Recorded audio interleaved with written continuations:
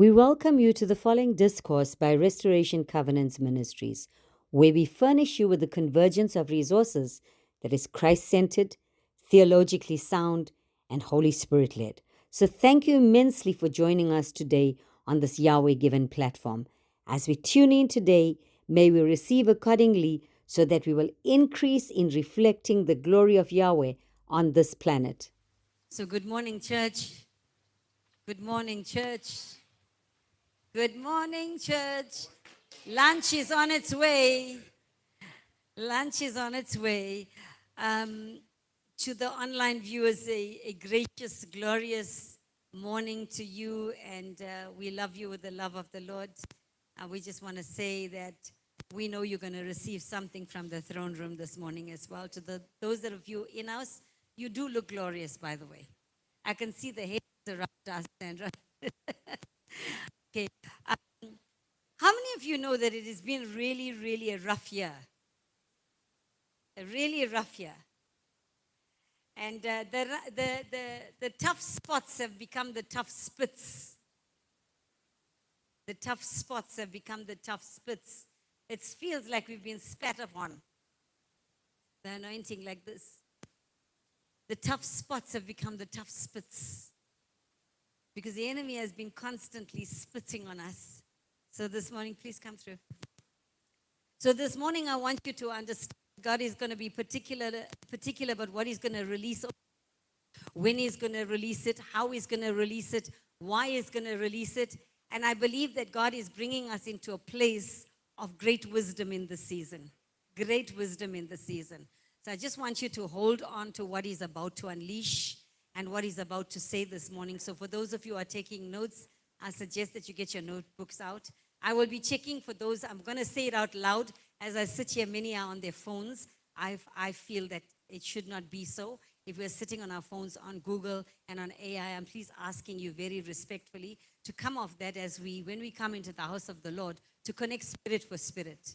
And so I feel that is mutually beneficial to each other. I will be doing something new. I'll be calling you out if I see you on your phones, if you're okay with that. Everybody okay? Good, we're good to go. Okay, so you'll hear why I'm being particular and people say it's being hard. It's not being hard, it's actually being real. Today we're dealing with the spirit of wisdom, part 2. The spirit of wisdom. Okay, tell your neighbor, the spirit of wisdom is upon me. The spirit, you didn't sound like you believe it. The spirit of wisdom is upon me. Okay, and today the subtitle for it is called Yahweh's Vogue. It means Yahweh's style, Yahweh's modus operandi, Yahweh's approach, Yahweh's way, okay? And it is crucial in this season with all the things that we are faced with to engage the spirit of wisdom. I can have an amen every now and then, okay? We are more than flesh and bones. We are more than just human. We can go above our own intellect. We can go beyond our own education. A lot of people in the world, even in South Africa, are bound by what's your qualification? What's your degree? When you go to look for a job, they look at you through the eyes of IQ. And I'm saying to you, God is going to take you beyond your own IQ, your own education, your own degree. When we stay connected to the vogue of Yahweh, the mind of Yahweh, the mode of Yahweh, the movement of Yahweh, we are connected to a limitless realm. I'm not saying anything that is heresy this morning. I'm speaking purely from God's word this morning. So I want you to understand that we are connected to a limitless realm of Yahweh. And that's why when David prayed in Psalms, he says, Lord, forgive us that we have limited the Holy One of Israel. That's where that scripture comes from. Because David's life was so lush and full.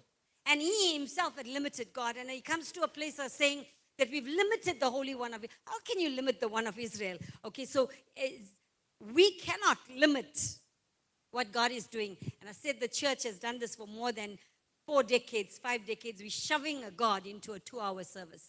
A God without beginning, a God without end, into what we call service, into what we call a church service. He's bigger than that. So if anyone be in Christ, he's a new creature. You know your scripture in Corinthians that says, if anybody be in Christ, he's a new creature.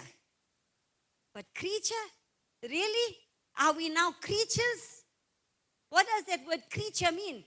Creature can actually make reference to more than human being. Creature means a supernatural being. A creature can be a creature of wisdom. A creature can be a creature of creativity. A creature can be a creator of many things that is impossible in this realm. So if you are a brand new creature in Christ, it's uncanny to say, I'm a creature. Okay? You call somebody a creature, they'll be offended. I'm not a creature. I'm a person. But the word of God is particular. And if you look at the root word and you go into the absolute meaning of the Hebrew Greek word in it, creature means not a normal creation. I only had two people here with me. You are not a normal creation. I said you are not a normal creation. Okay? If anyone is in Christ, we are not normal. I don't know about you, but I'm not normal. By many standards, I'm not normal. Forgive me, but I'm not normal. Paul the Apostle says, I cannot look at you in a human way. Paul says, if you know things of the flesh, you'll stay carnal. You will not know things of the Spirit. Somebody will say to you, I saw this house being built on this property. You'll say, are you mad? Because the laws of the land won't allow it. So anything that is a spiritual phenomena is going to be refused by you because you don't understand the things of the Spirit. Because we haven't evolved into creature status. We are in human being status. And if I keep saying to you prophetically, the days of better things are better than Jesus said, better than me will you do. Greater than me will you do. We are in the segment of greater things than Jesus. But we as the church have not accepted. Hey, nice scripture. Beautiful scripture, but we've not pulled it into our spirits. Come on, the fact that we're here today, we have gone into better things this week. We survived. We are here today because this week could have taken you out. This week would have blown you apart. But you are here. You made it here. Okay, so I want you to look at this. The Bible and history is pregnant of greater things. Okay, the Bible and history looks at the marvels about those in Christ. I don't know about you, but I am bianaskirik. I'm very inquisitive. I love looking at the guys in the 16th century, the 14th century, the 13th century, but those that are in Christ. You know, people make a big hoo-ha about somebody being raised from the dead. Those guys, it was normal. When they went somewhere and someone died, that they were raised, people were raised. If you look at the Celtic saints, if ever you go into the history of the Celtic saints and you go into the fathers of old and you go into the desert fathers that lived there without any food around them, they lived a life of wonder. They lived a life of daily miracles. They didn't say it's a miracle. Do you know why? The miracles were naturally natural. I'm saying it again. The miracles were naturally natural. So we have forgotten church history. We have forgotten that church history proves to us that these people had foreknowledge of their deaths. Come on, guys, help. This is stuff here. They had foreknowledge of their deaths. It's not just coming and says, thus says the Lord, thus says the Lord, thus says the Lord. That is one tiny little iota of what the prophetic and the seer's realm is about. This is foreknowledge of your own life. Imagine, Estelle, you have foreknowledge of when you're going to live, what's going to happen. Man, isn't that something to be worked towards? Coming into that supernatural foreknowledge. I'm not talking about fortune telling. I'm talking about you are so in Christ, so a creature of supernatural wisdom that you are able to have the foresight, the insight, the hindsight, and the revelation working for you at the same time. Okay, so I want you to hold on to this. Their foreknowledge brought them into very wise decisions about events, what was going to happen, what was not going to happen, who was going to be bankrupt, who was going to die. The Celtic saints was like the sons of Hezekiah. on, guys. They could read the signs of times. They knew what was happening. I said on Tuesday night, I was very embarrassed because I knew about the looting and I did nothing about it. I knew about it well in advance, but felt like I'm not nobody. I can't do anything. Who says one person cannot change the atmosphere? Who says one person cannot change the community? You go into a road, you will find that the crime rate will drop. Come on. I told you, you go into a shop, the shop is busy. You go to lunch with a friend. The healing anointing that you carry, like Peter's shadow, will fall on that person. Your dirty hanky will make a difference. But we're not there yet because we have not dealt with some flesh. Okay, in the last 100 years, I want you to use this as a backdrop to where I'm going with this message. Mankind has assessed many remote sites. Media has shut it down. You do know that the Red Sea and the chariots and the men, that the bones of the warriors were fossilized in the sea. It was shut down. And the media won't tell you that that happened. Okay? A certain aggressive movement will shut it down because Egypt's not going to allow Christians to come into that information because it will change. People will start accepting what this Bible is about based. So we have amassed knowledge. We have got access to remote sites. We are proving that parts of the ark is stuck in a mountain. But everything's blocked.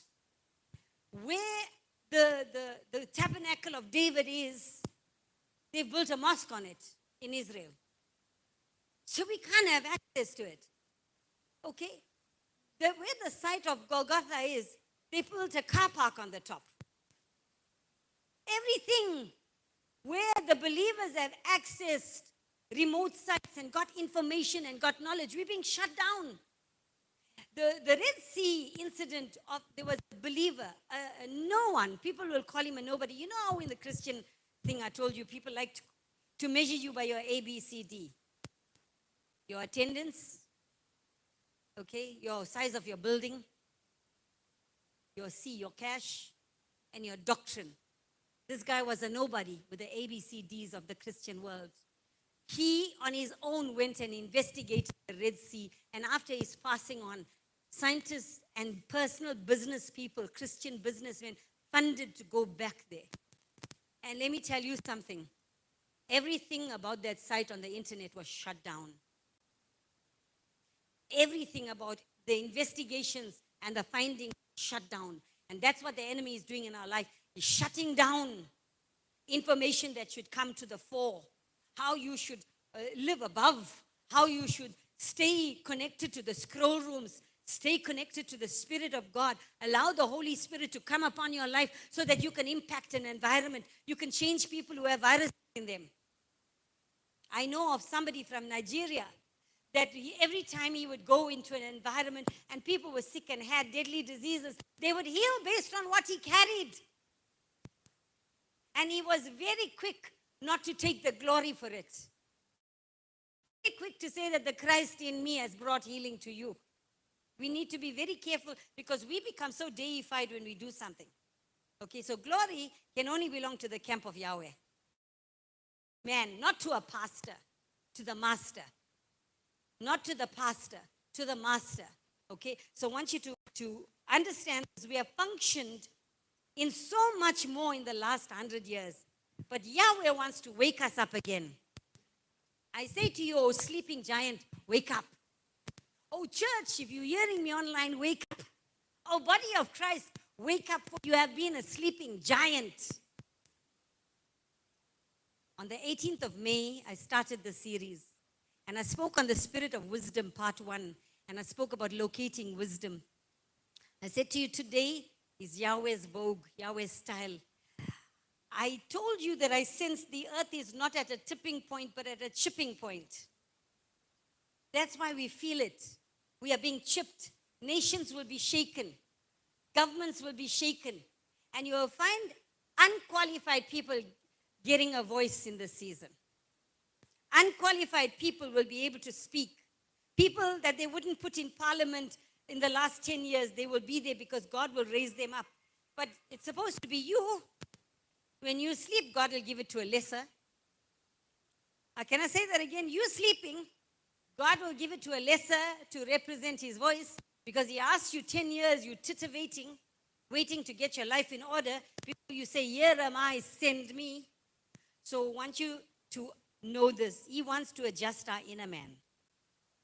Say to yourself, adjust my inner man. God wants us to move in the realm of knowledge and understanding that is above the normal. If you come here on a Tuesday night, you will know we unearthed some deep treasures of the word. There's no Sunday morning shower message. Have a quick shower and run. We go into the deep things of God on a Tuesday night. We are opening vats of revelation on a Tuesday night. We are seeing things here that the church has been very quiet and tried to shy away from it for many years. We're not doing anything outside of Father, Son, Holy Spirit, and written word. Then we become a cult if we go outside of the barometers or the spectrum. We have to stay within Father, Son, Holy Spirit, God's word. So I'm declaring over you, if you do not know anything about finances, technology, science, engineering, it is okay, for this is the year you will get into it. For those who received it. For those who received it, it will happen. I gave you a story on the 18th, telling you about a lady who was not qualified in any area, but was able to give a strategy on developing electricity for a whole village. And the imam of that village accepted the Lord. Why? Because people want to see your God is. Don't talk, don't tell them. Let them see what it is you're about. Let them see. Your identity must be different. Why do you deal with that when everybody's fighting? And I was having a conversation with one of the sons at the back there. I was actually talking, and he said, no, why do we have to stress about it? If it's going that way, it's going that way. God knows why it's going that way. Stressing will change nothing. Sometimes we go through retrenchment and right-sizing and downscaling and upsizing. Don't fret about it. It's going to happen. Whatever's going to happen is going to happen. But God knows what's going to happen for you. He will never leave you. He will not abandon you. Doesn't matter you have one salary in your house or no salaries. It will still continue to be graceful in your house. Not just gracious, it'll be graceful in your house. So you can access those dimensions by engaging with the Trinity. I said you can access those dimensions by engaging with the Trinity. You must be in proper relationship. Everything oozes out of relational connection. I'm going to say that sentence again. Everything oozes out of relational connection. There is no special bunch of people here. There is no elite people here. The church is his corporate son. So don't give me 5-fold, 7-fold, 10-fold when I'm talking 100-fold. We've been too exclusive in the church, making things about a certain group of people who look a certain way, address a certain way, pray a certain way, preach a certain way. I am talking about body. I'm talking body language. Okay? This is a body thing. It means all of us in this season are qualified. All of us are qualified. Okay? So I want you to stand with me, and we are going to read God's word this morning.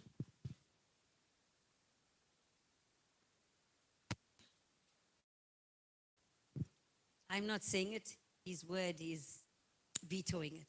Proverbs 3 from verse 13 says, blessed is the man who finds wisdom. You can agree with me. Blessed is the man who finds wisdom. Blessed is the man who gets understanding. For her good profit is better than getting silver. Her is wisdom. And her return is better than fine gold. She is more precious than rubies. None of the things you can desire are compared to her, the spirit of wisdom. The length of days is in her right hand. In her left hand are riches and honor. Her ways are of pleasantness, not moodiness. Her ways are of pleasantness. All her paths are peaceful. They are not waging war. I am sick of warfare, by the way. Okay, she is a tree of life. She is a tree of life. Sorry, Brenda, not E. She is a tree of life to those who lay hold of her and to those who hold on to her wisdom. Hold on to wisdom. are blessed. By wisdom the Lord founded the earth. By understanding he established the heavens. By his knowledge, depths were broken. What is the depths of your cuckoosness right now? Our mull is a mull marketeer. Okay, it says here, depths were broken up. The skies were dropped down the dew. My son, my female son, my son. No gender story here in the Bible. My son, let them not depart from your eyes. Keep sound wisdom and discretion, so they will be a life to your soul and grace around your neck. Amen. You felt that? You may be seated. So just a quick recap for those who weren't here for part 1. I said, prophetically speaking, that the spirit of wisdom will be unleashed in a ginormous way. I kept seeing, for Pastor Ross for a while, I kept seeing floodgates and a breaking of the floodgates for a long time now. But I'm seeing this picture here on a bigger scale for the church. There's going to be an unleashing of something. We're breaking through into something. Let me also encourage you, when worship takes place, don't rely on them to take you. You take you. You push for you. You speak in the language of the Spirit to edify you. Okay? Don't worry about the interpretation here. Sometimes, if you were for intercession, you'll know there's 4 types of tongues. You push. Like Paul said, you push in the language of the Spirit. So there's going to be the wisdom that came on Solomon that is coming upon us. It's, hey, the wisdom that was unleashed on Solomon is going to be unleashed on the body of Christ. We have to, if we're going into the end times, we got to come under that spirit of wisdom. We got to come into that Isaiah 11 mode, knowledge and strength and power and might and understanding. We will come into that. We have to come into that. We can't come into the end times without that mode. That's Yahweh's vogue. Okay, so I want you to hold on tight to what I'm saying this morning. In this particular dispensation, wisdom is dispensing herself to us sons of God like never before. The movement of glory is going to be greater, wider, deeper, higher, further. I don't know about you. The more I feel the anointing on my body physically, the more I come under attack. The more I push in, the more I feel like I'm undone. Have you felt that? The more you want to do something, you get stripped financially, emotionally, mentally. Because why? Spiritually, there's a surge. Spiritually, you're growing. Spiritually, you're mushrooming. Okay, and the enemy says, I want her to question. I want him to question. You see what's happening to your life? How are you worthy? Like I said, that's why I prayed. The Lord showed me that word, reinstating. He reinstated those people that came forward today. Okay, and wisdom is dispensing herself to us. Wisdom, come on, reach out, take it, pull it in, vibe with it. We are going to break restrictions. We're going to break restrictions. You know what he has done? The enemy has kept us in turmoil, kept us in conflict. You know what he's done? He's kept us in conflict with one another. Because there isn't a corporate move. One ripple here, one drop here, one drizzle here. There is no corporate move of the current of God. Because we have not come together because of this and that and that and this and this and that. Okay, so God wants us to break the restrictions that have kept us in war with principalities and rulers of darkness. I keep saying it for the last 4 months. Stop fighting the personality, fight the principality. Stop fighting the personality, fight the principality. Okay? I want you to understand that you are not dealing with a person when you are dealing with a person. It is so well fed in the person, it becomes a principality. And please, I want you to get this in your head so you'll never be disappointed with leaders. Don't think pastors won't be used as tools and weapons to irritate you and disappoint you. In fact, more than anything else, your leaders will annoy you. More than anything else, those who pray for you are the ones that have their own challenges to deal with. So don't have false expectations of the ones who bring the word. Okay? So, I'm glad some of you are connecting to this. Wisdom's ways have not been our ways as a church. Wisdom's ways has not been our ways. The hearts of mankind has been choking each other, restricting one another. You know what I find in the recent times? There's a self-righteousness that's rising up in the body of Christ. I don't drink. He's having an affair. But you're lying to your wife. You are no better than those dudes. Because God haven't got a scale of sin. Sin is sin. Whether you are not walking on the grass, you're doing something else with the grass. Or whether you spoke about your neighbor, it's the same. It's called hamasha or hamashia. It's not when you get drunk, that word, eh?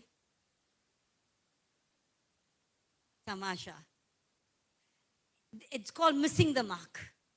That word sin is not just sin, it's missing the mark. And we as a body of Christ, we've missed the mark. So today I'm preaching, just bear with me, I'm a bit excited. We must get used to giving up what we want. Can I just stress that? What do you want? Give up on what you want. Why can't you give up on what you want? Because what he wants is better than what you want for you.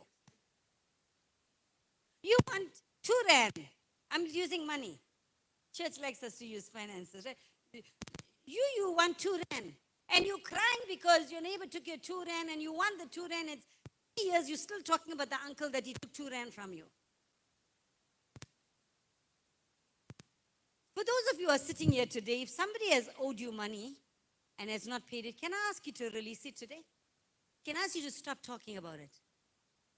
Because it's a restriction on new money coming. Even if you lost hundreds of thousands, even if you lost a home, there's going to be a recompense, Preggy. I'm speaking to you. A recompense is coming. In God's way, not your way. A recompense will come for you. It is a corporate message, but Preggy, a recompense will come. Okay? So, get used to giving up your vogue. I know you got style. You got style. You know, there's an Indian phrase saying, style poda. You've got style. But God's style is different from our style. Your fad, your approach, your vibe is your vibe. And all of your styles come against the working of God, the currency of God, the movement of God. And so we can acquire his approach, his vogue on all things on this planet by engagement.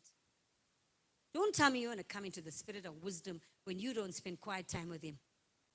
Which you do not know what his word is saying about you. And you are riding the wave on 3 verses that you know. It's not a season for 3 verses. It's a season for deep revelation of God's word, of Rhema word, not just Logos word. Okay? So deep, intense relationship. Tell your neighbor, deep, intense relationship with the Trinity will bring me into wisdom. Yeah, but we're so busy living and lifing, and like I said, our lives are existential, if I can put it that way. We're just existing. We're just living, and now everything has encroached on us. So the climate crisis of life has imprisoned us. The climate crisis of life has imprisoned us. How has it imprisoned us? TIME is a time tsotsi. He has stolen our time. Climate crisis of life has imprisoned us by stealing our time. I'm too busy. Ideally, nobody should be counseled. Because you should be counseled by the word of God. Ideally, nobody should go for deliverance. Because you should go for the deliverance of God. I do not see deliverance techniques in the New Testament and the Old Testament, except Jesus saying, get out. But we've got to go into those deep stuff because time has pulled you away from spending time in God's word, in coming to the services, in learning stuff at the relationship seminar should be fuller than any other place because that's where we bring out the techniques based on using God's word. Okay? So the wisdom I'm talking about is not common sense. I know some of us here in church, we're already on 3rd year, the BTH degree. Some of us on 1st and 2nd year. Wonderful. I'm encouraging you to push as hard as you can. But I'm not even talking about scriptural memorization. I'm talking about triple S. Who knows that car? Fuel injected one. Okay? You have scriptural, or rather supernatural scriptural sense. When somebody comes at you like a flood, the standard you raise is triple S. Supernatural, scriptural. What does your word say? What does your word say about me? Do I open my mouth and put you in your place? Do I give you a piece of my mind which is demonic?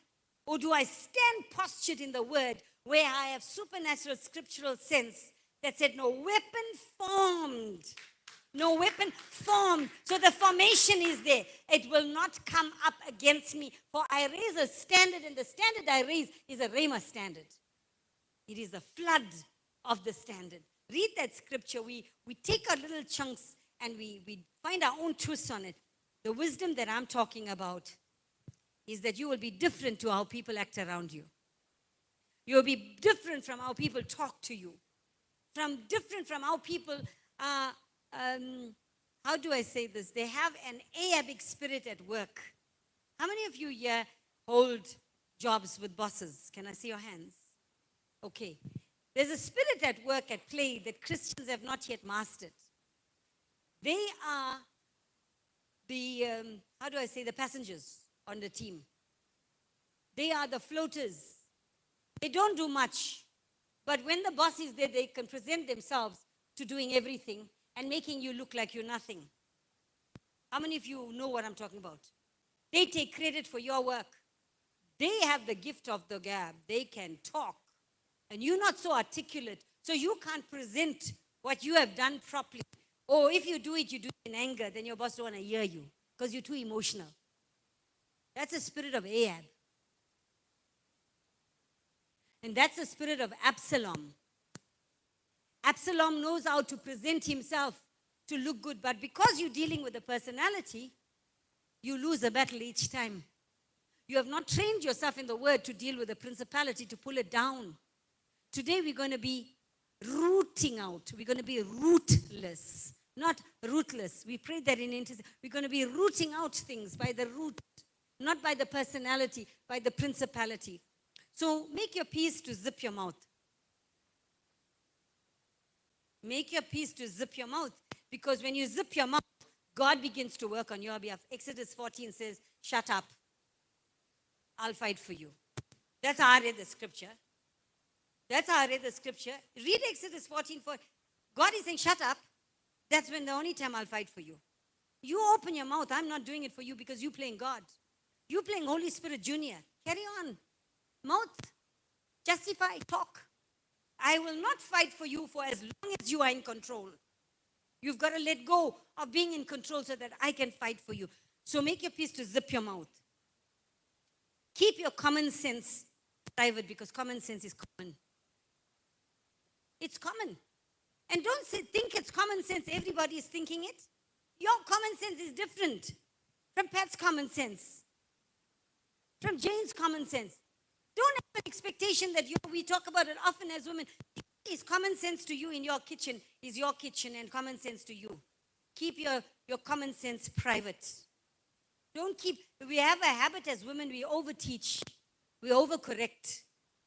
Because common sense sometimes can be a very personal thing. Okay, train yourself to shema. Train yourself to shema. Tell your neighbor, train yourself to shema.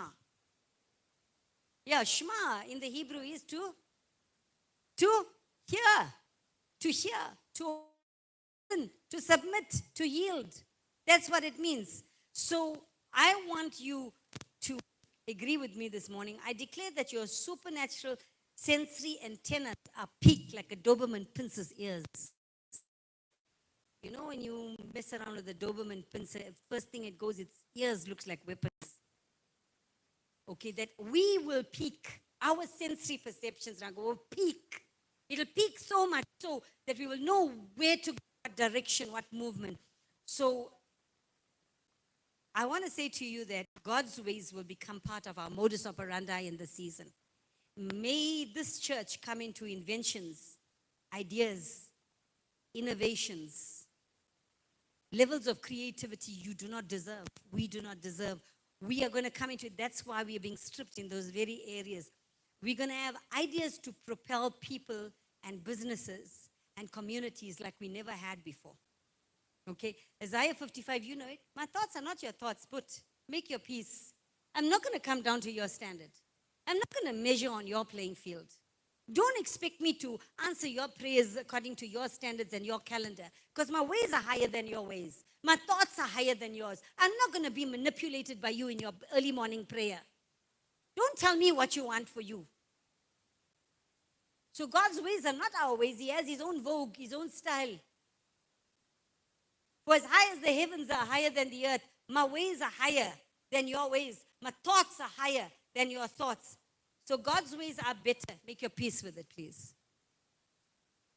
Are we ready to give up our preferences? Are we ready to zip up with our opinions? Because it's destructive. Let me tell you, when those words come out of our mouth, it destroys souls.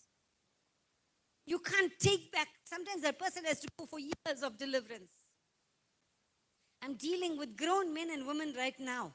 Somebody told them something when they were 8 years old. They're believing it, and their whole life is a failure based on what somebody told them when they were 8 years old.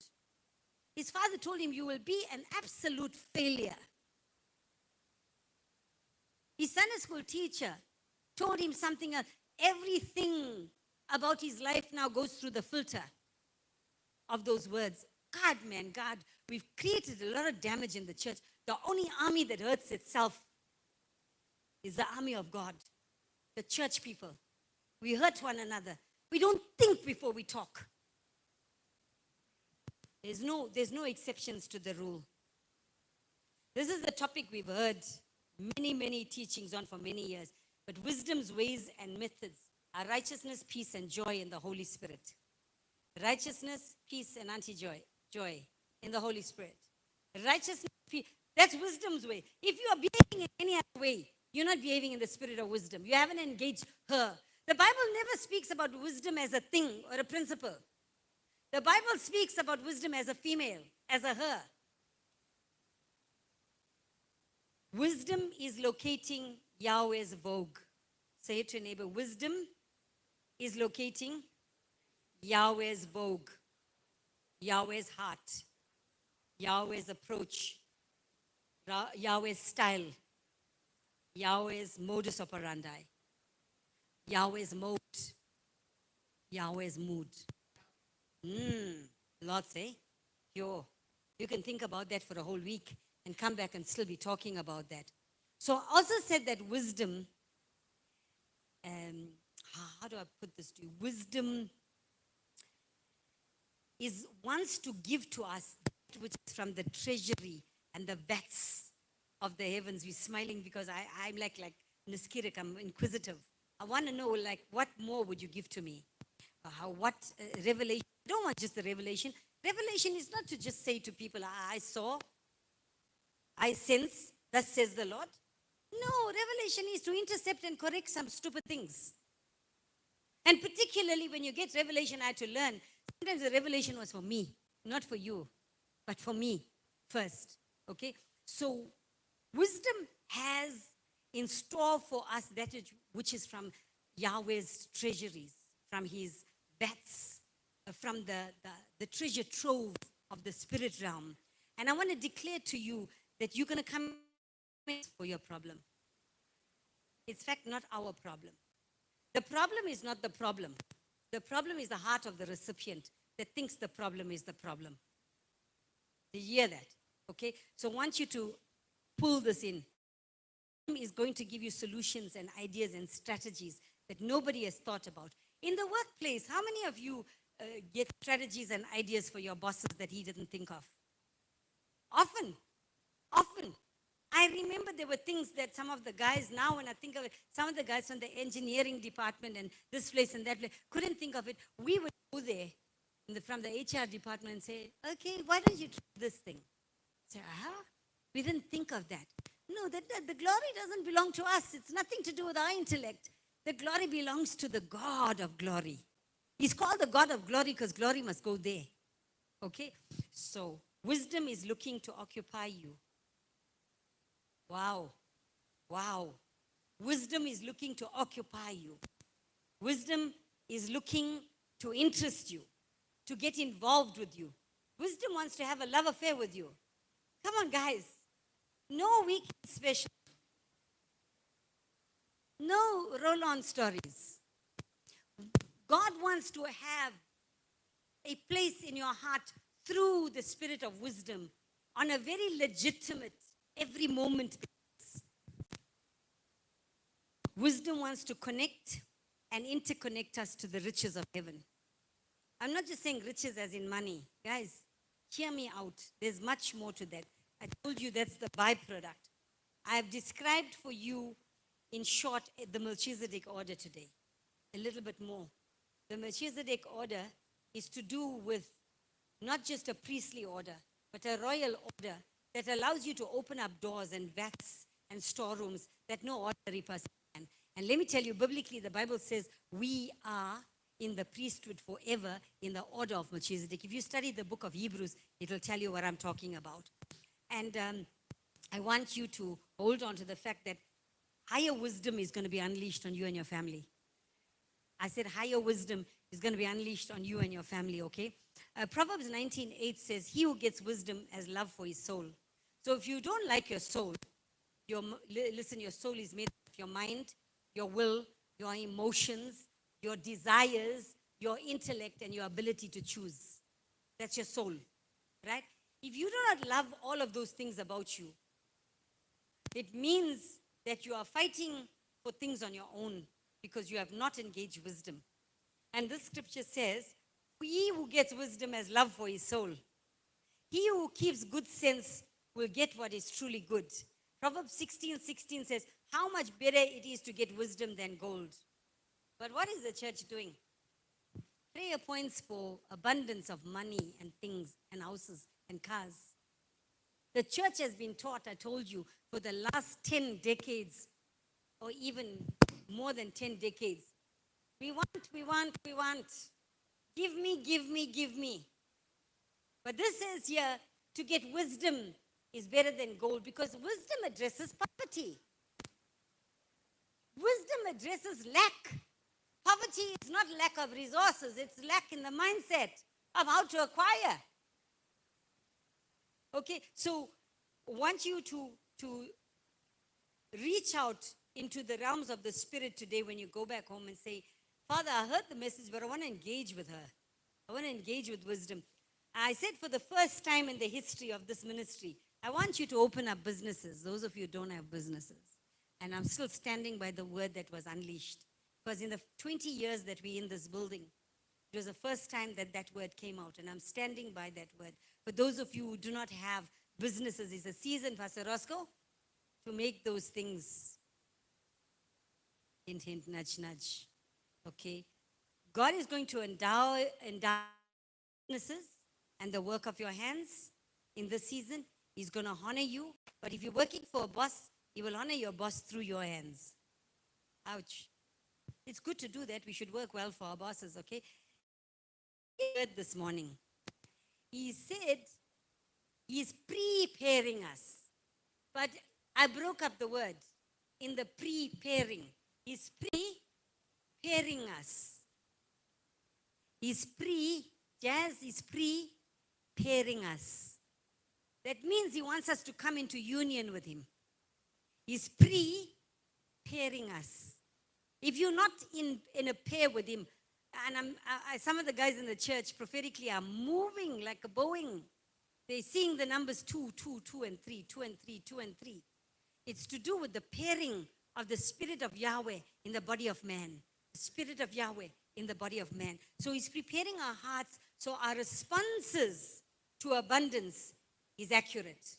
Do you know what happened in the past, Caleb? Our responses to abundance was inaccurate. It never lasted. After 1 year, we were broke all over again. After 18 months, we were back in debt. Things are upside down in our home because our hearts didn't respond to the abundance. God gave us the answer. How many times has he answered our prayers?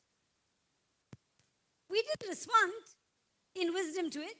So we ended up back there, or like the Bible says in Mark, you clean it up, the demons and their chomzalas will come, and 7 times worse you'll be.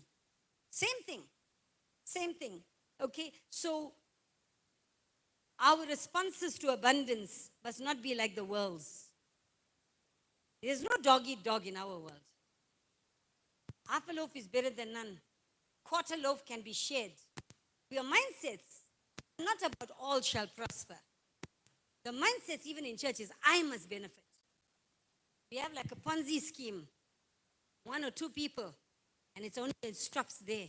As far as I'm concerned, the Father that we serve is a Father of equity.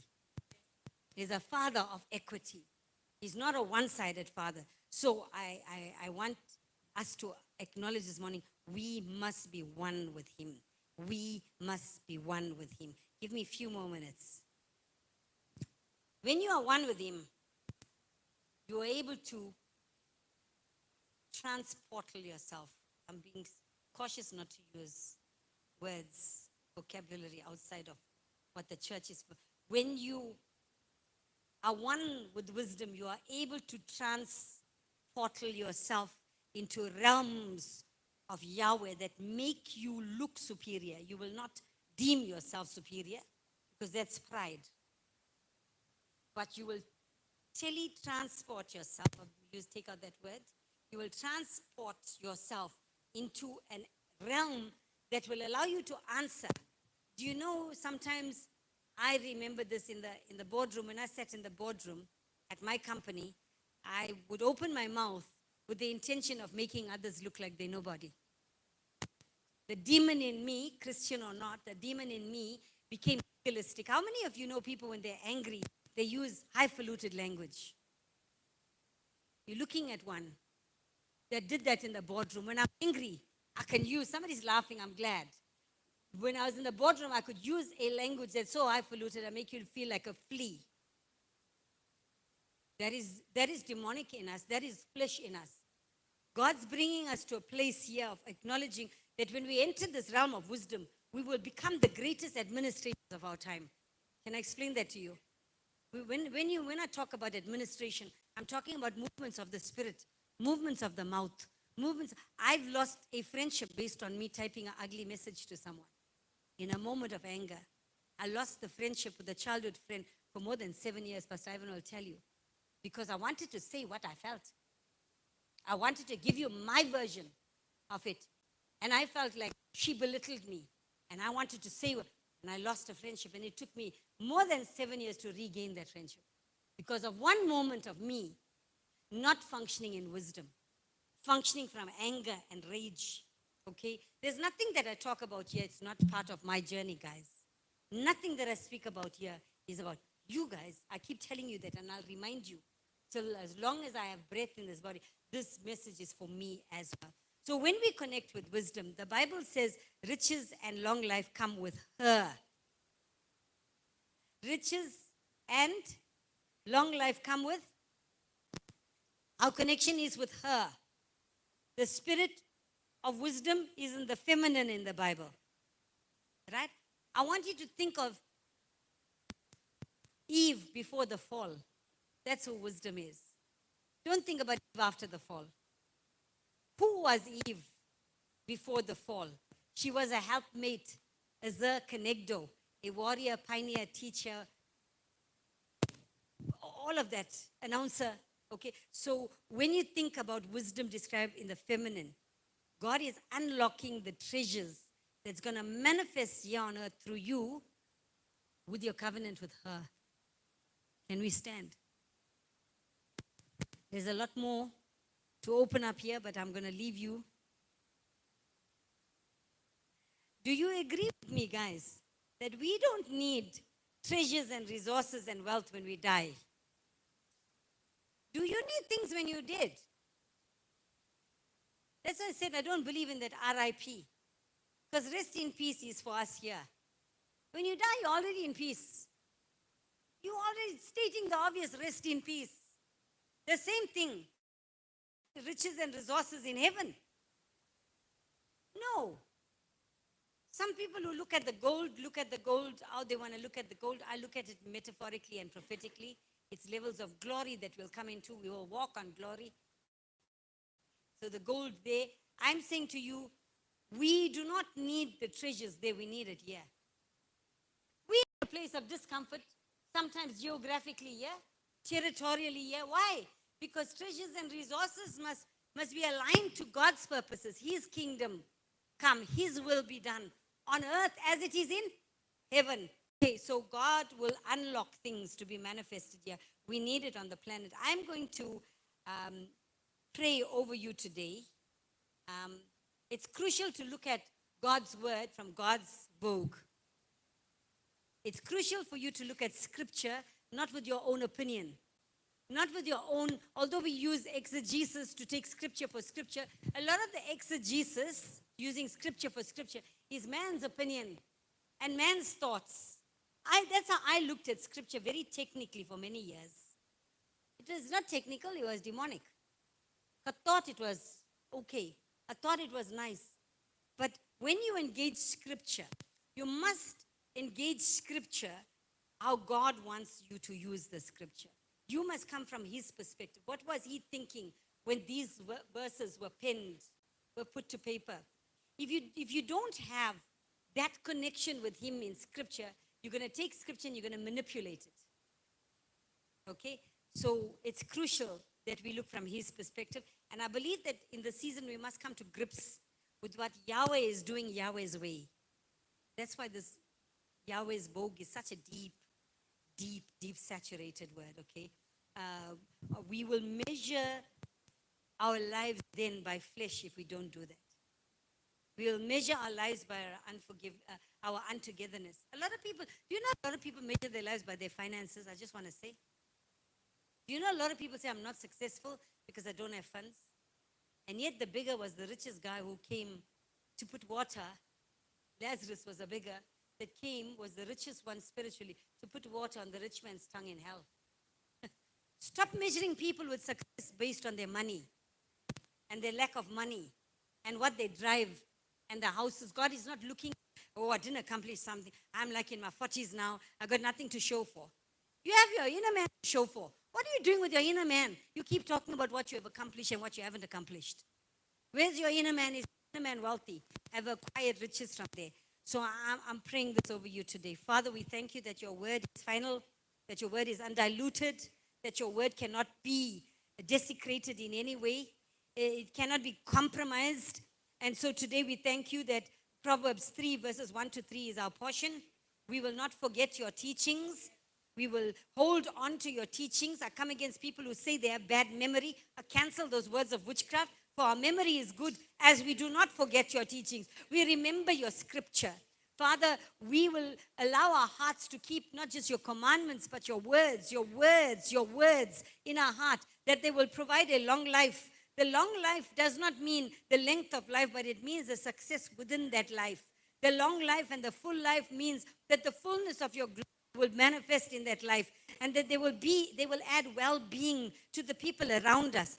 Father, we speak Proverbs 3, we will not let truth leave us. We will not leave your word to depart from us. We will allow mercy to be part of our portion. We will bind it around our neck. We will write them on the table of our hearts. And as you said, Father, this is the covenant that you will make with your people. You will put their laws into their mind, and on their hearts you will write them. We will be to you a people, and to us you will be Yahweh. You will be God of gods. So I declare this morning that that's the code of wisdom. Come on, agree with me. We come into the code of wisdom this year. We know when to speak, when to refrain, when to move, when to hold back, when to hide, when to take cover. Father, your words are living, breathing, working, that they will enfold us.